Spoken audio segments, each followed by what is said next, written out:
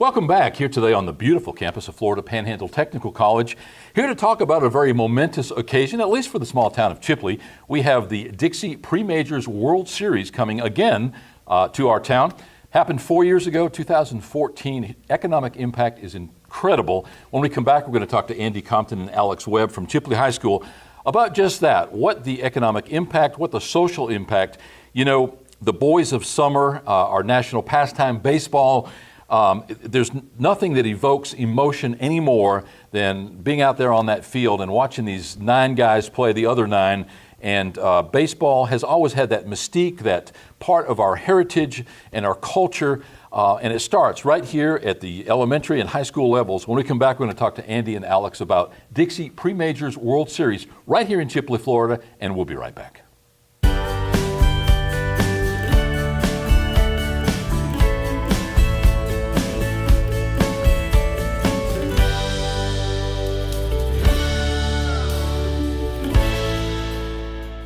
Welcome back. As mentioned, our guests today are Andy Compton and Alex Webb from Chipley High School. Andy, you have been the longtime baseball coach at Chipley. How many years have you coached?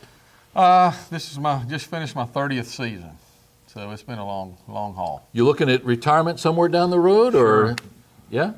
You've already set a Pretty date? soon. No, I have not. So I got to go one more year teaching, then I'll decide on the drop. So. You got a couple of girls, and as we know, the father of the bride generally underwrites the cost of a wedding. You got 2 beautiful girls, so it's probably not going to take very long before those occasions happen, as much as you would probably like for them to last and go another 20 or 30 years. So you've got that to look forward to.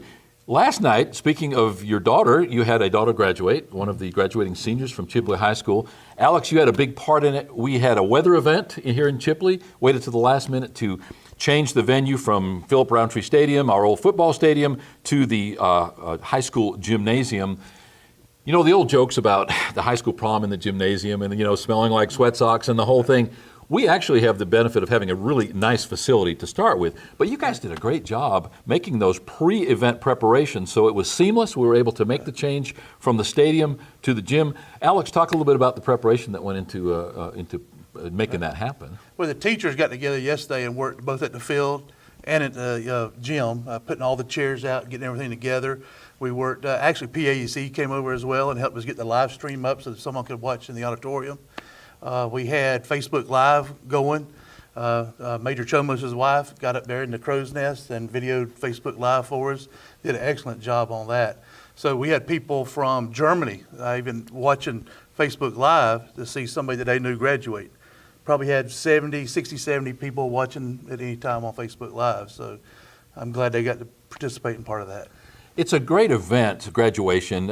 Everybody typically in the course of that ceremony has at least a glint of a tear in their eye, because either you've got a loved one in there or just the emotion, the pathos that it generates watching these kids taking their first step. You know, there's a meme on Facebook that said, "Congratulations, you just finished the easiest part of your life." That's true. These kids are in there thinking, "Oh my God, you know, I've been beat on for all these years." Well, they're getting a taste of reality today as the first day after graduation. Andy, we're here to talk about Dixie Pre-Majors World Series. You guys pulled off a coup 4 years ago. You brought that event to little old Chipley, Florida. You had a lot of hurdles. You jumped through a lot of hoops to make it happen. And we're going to do it again 4 years later here. Talk a little bit, if you will, about what is Dixie Pre-Majors. I know it's part of Dixie Majors, but talk about that whole thing. Well, the Dixie, Pre-Majors is that level of their league play is a 17U type deal where high school age players or base team play. You can keep your teams together, and it's just another, entity of Dixie where it gives a different age group, so they don't have to play against college players. And in the past, Dixie Majors was 18 under. Well, you could have first year college players playing against 15-year-olds, which wasn't. So it's just a better brand for that age group, that they're able to compete and play well. And we were lucky enough to have it in 14, and we had a great tournament with all those guys. Some of those guys are college players right now. So we're looking forward to it again. We try to bring in the respective coaches and athletic directors from the local sports programs. Our question typically always ends up, to what do you attribute the fact that we end up with so many star quality athletes who are also scholastically very well performing, and all from a small town like Chipley. Now, Chipley doesn't have a franchise on it. We can look around us, and all these small towns are doing the same thing. But Chipley seems to consistently, over the years, produce state championship teams, scholastically achieving students. The community as a whole is a healthy, spiritually based, what I call a stronghold against all the craziness that's going on around us. Alex, to what do you attribute the fact that we have such a large turnout of both male and female athletes who are also good scholastically, again, from a small town like Chipley? It's got to start with the parents. I mean, I was a parent myself, had boys, got a girl going through the system now. Starts at home with their parents, and then as they move up, they get good quality coaching, and they just kind of instill something and kind of take it to the next level, put that extra work in just to get better over time. So that's where it's got to start. Now, your girl, one of the stars of the of the high school Madeline, softball, how old is she now? She's 16. So she's got a couple years before She does. graduation. Two more. I didn't realize she was that young. I mean, to be out there playing at the level that she's doing pretty good. Yeah, she does pretty good. We got 6 weekends in a row this summer: Chattanooga, South Carolina, Tallahassee, back to Montgomery. We've got several tournaments in a row this summer that she's going to be playing at a high level caliber of travel ball. You know, we talk about the athletes themselves. We watch them throughout their school career, if you will. But we also are attracting quality coaching staff.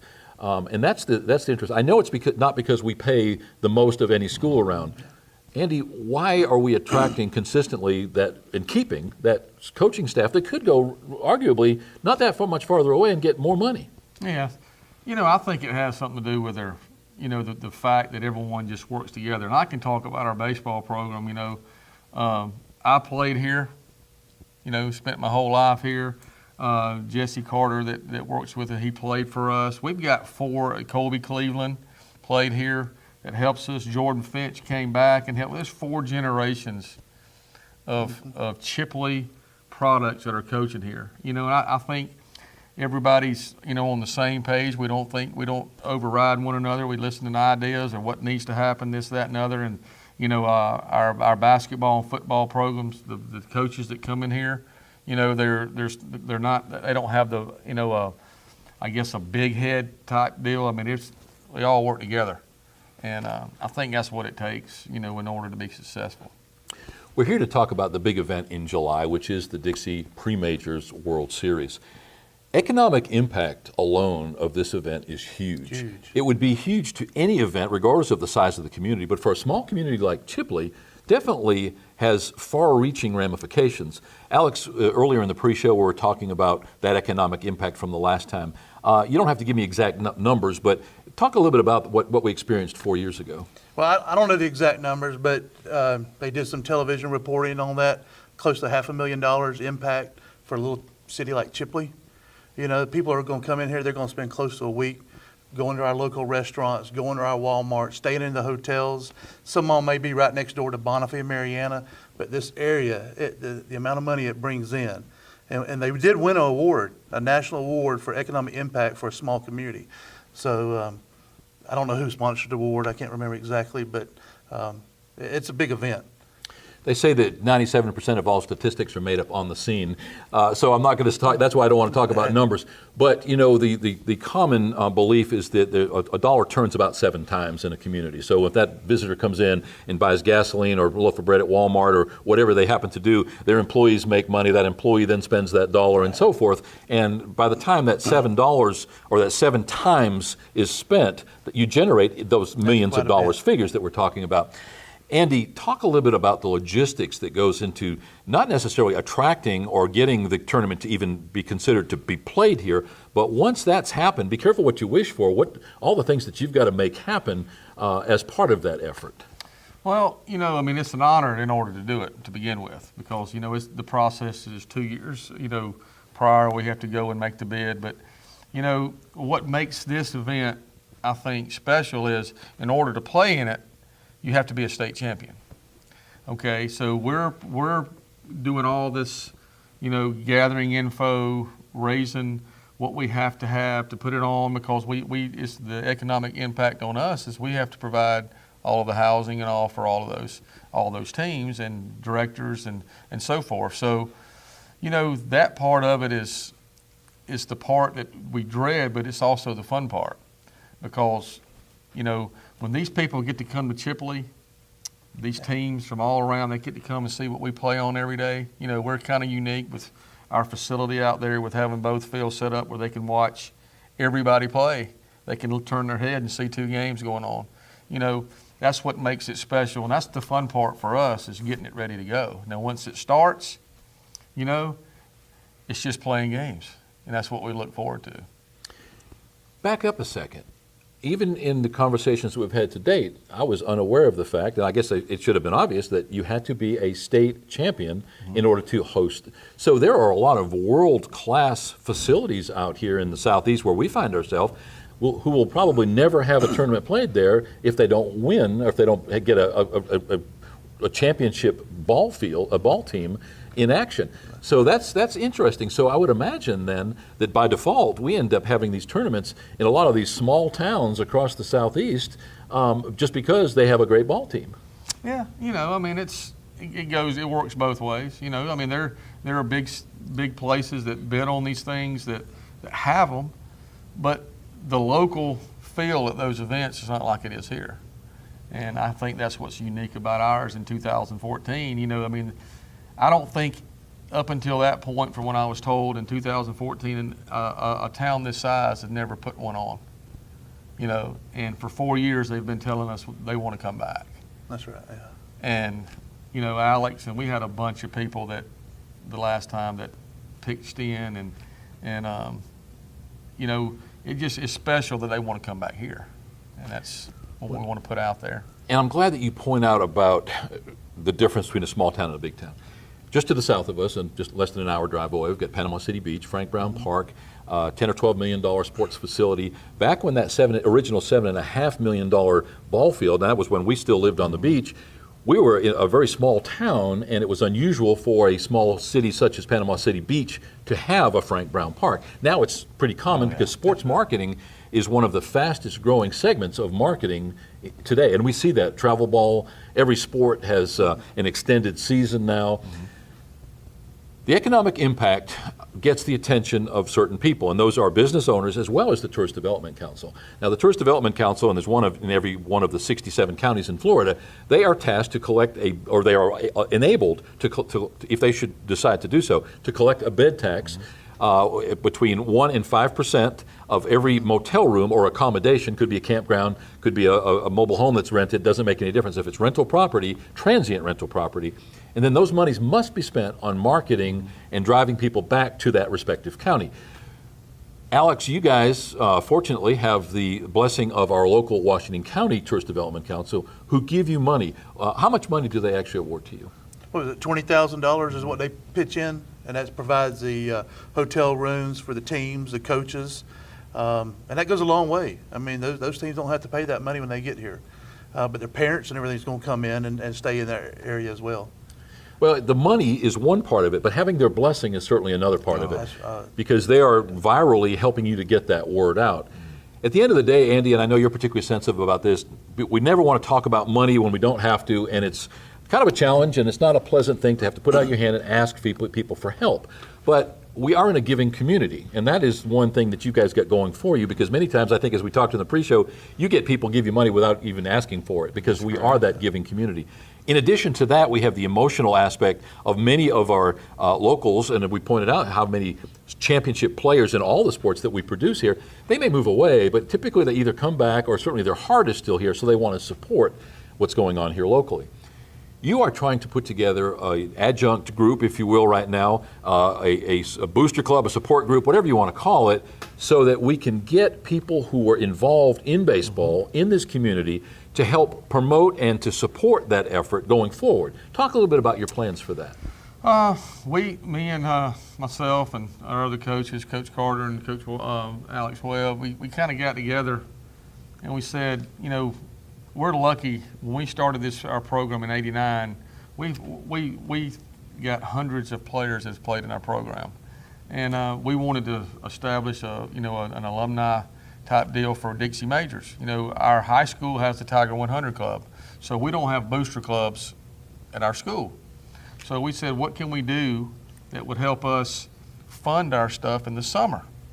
And we said, why not an alumni club? And we've had players that are professional players that have played, and numerous went on to college, and we had some that never went to college but loved that experience. We talk about, Alex's kids, that the funnest time for us in the summer is when we get to go off as a group in our Dixie Majors program to state tournaments, and we travel down there. There is no pressure from high school. I mean, we get to go, we get to have fun. And great time. And that stuff, that camaraderie right there, is we want to instill that with our guys that's played. Because, and they'll tell you, we don't charge our players a dime. We provide all the insurance, we provide all that. They come to play with us in the summer. They get to play, without any cost. The money we raise in the summer goes right back into our program. We haven't talked about it. We talked about it kind of in the pre-show that, from their last event, the money that we raised built our locker room. Just nothing but improvement. So that's what we kind of put together with an alumni program. We said, if we can get this, put it out there, let's, get some funds in. We're going to provide them with we're coming up with a way to provide them with a shirt or a hat, if we can get different levels of an alumni club going for the summer, to try to get these kids now, instead of playing on their phone all summer, let's come out and play. So that's kind of how we went about that. You've expressed to me several times over time that you are sensitive to that, putting out your hand and asking for money, but everything takes money. Mm-hmm. What better thing to do than to preach to the choir, to sing to that choir, and I think that booster club or that alumni club is a great opportunity. If somebody is just exactly that, somebody who is involved in the program or just simply wants to support that program, what would be the best way to get up with you guys to be able to either pen you a check or to ask you, what can I do to help? Well, they can contact us at Chipley High School. We can also make our phone numbers available to those. We're going to be putting together a Facebook page where we'll be tagging all these former members that played so that they can know what we're doing, know that we've got the World Series going, and maybe they can be our rally captain, so to speak, to try to encourage other people that they know, but maybe they didn't play, but they're still good friends. They want to contribute back to the local community. So we're going to kind of move that way. And like Andy said, I went through and took pictures of all the senior class composite pictures in the office, and on the senior trip, we came up, I don't think we finished the list yet, Went but through, I think, about 6 years just looking at graduates, and we're up to 50 people that's played and that's just and I'm talking 30 years worth, and that was about 6 years. So we got quite a few to hit on there, So those are the ones we want to reach out to. They came through this program. They've been through the coaching under Coach Compton and some of the other coaches, and they'll say, hey, that's something in my hometown. I mean, some of the ones, they live in Tallahassee. They may live in Pensacola, Panama City, but try to bring them back here. And our generations, like I talked about before, though, that coaches with us, I mean, we've got 40 years, basically, of generations. I mean, they can contact me, Coach Carter, Colby Cleveland, who was way back in the 90s, and then we have Jordan Finch, who just played on our state champion when we played in the state championship, 3 or 4 years ago. So, I mean, the contact numbers that everybody's got, they can call us directly, email us at the school, text us, Instagram us, whatever it takes. Your Facebook page on the screen right now, so you can go to that page on Facebook and find out more information, other contact information on that page.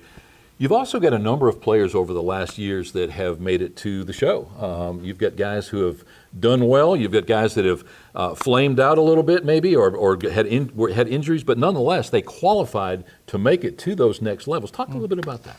I tell you, we're blessed, and it goes back to, I guess, 1982. I mean, I graduated in 82 here, played in the Dixie Majors program that summer, and one of our guys that graduated with me, Mr. Bernard Kent, local product here, still here. He was a fifth-round pick with the Milwaukee Brewers. And we've had just kid after kid that's going on to play in college. Alex's son, Zach, played for us in our Dixie Majors program, several state tournaments. Mm-hmm. Yep. We went to West Florida, went to a summer league, collegiate summer league after his junior year, pitched one inning, Atlanta Braves signed him. And then we had the number 9 pick in the first round in Karsten Whitson.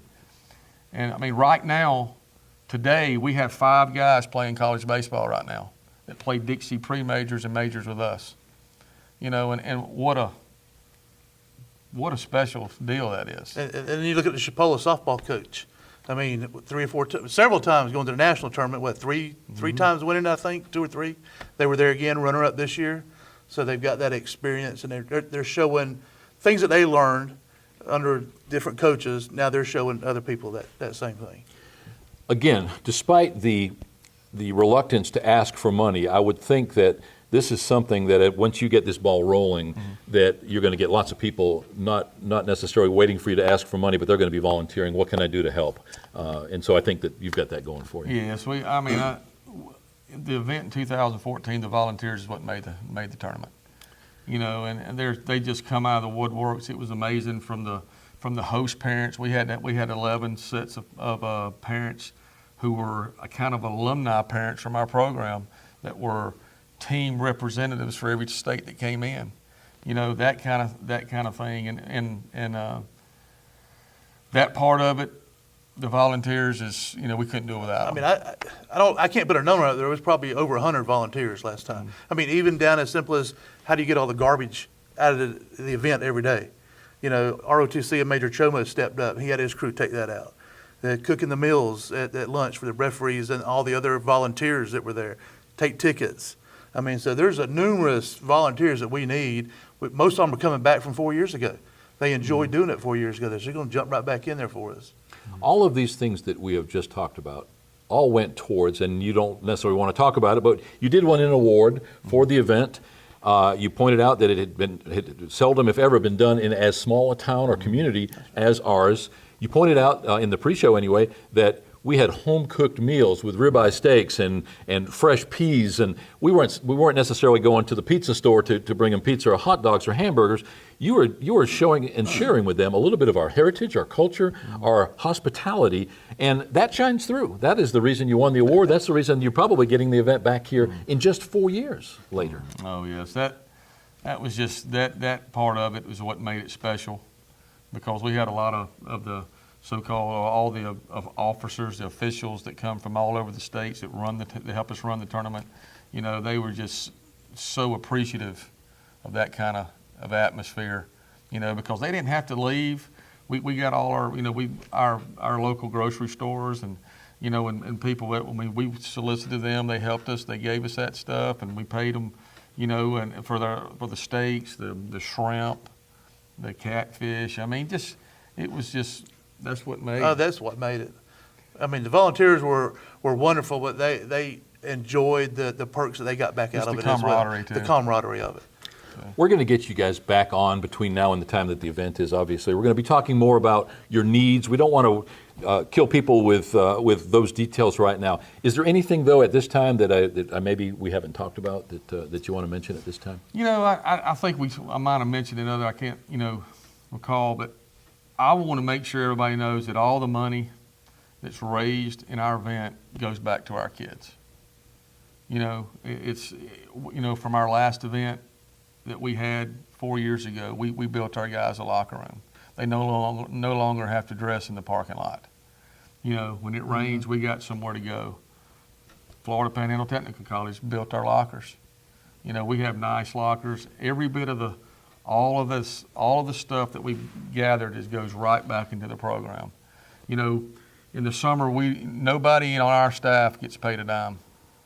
You know, I mean, we do this for our kids, and that's what I want everybody to know. You know, and I think most everybody knows what happens, but you know, it goes right back to the program. And you can drive around any high school in this area, pull up Chipley High School, and that is one of the premier athletic baseball complexes in the Panhandle. You know, my son, like I say, he played a lot of junior college stadiums that weren't nowhere near as close as this. So it's a great state. All that money goes right back into the program here for the next kid that's coming up, that 8th grader that's going to be there next year. Well said. And thanks for taking the time for being here today. Yeah, Thank you so much. Thank you. Look forward to talking to you again really soon. Again, that Facebook page is right on the bottom of your screen right now. If you want to get in touch with Andy or Alex, find out more about this program, you can certainly find out a lot of it there, but those contact information, get involved. whether you're part of this community or not, and certainly if you're part of the alumni, if you've ever been part of this program, if you've ever been part of a small town baseball program, this is probably one that's going to be near and dear to your heart. We'll be right back.